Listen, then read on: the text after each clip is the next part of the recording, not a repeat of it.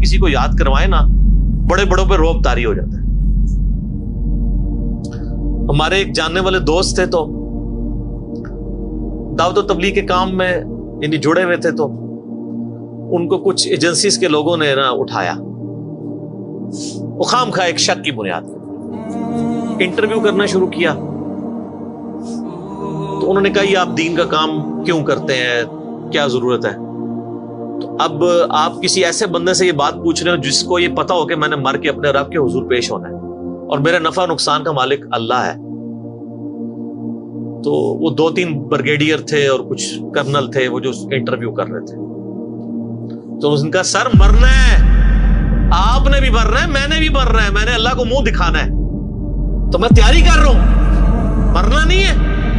وہ کہتا سب کے چہرے فاق ہو گئے. اصل میں ان لوگوں نے کبھی سوچا نہیں ہوتا کہ ہم نے مرنا ہے. جب ایک دفعہ کوئی یاد کروا دینا سر، چھٹی کا دودھ یاد آ جاتا ہے.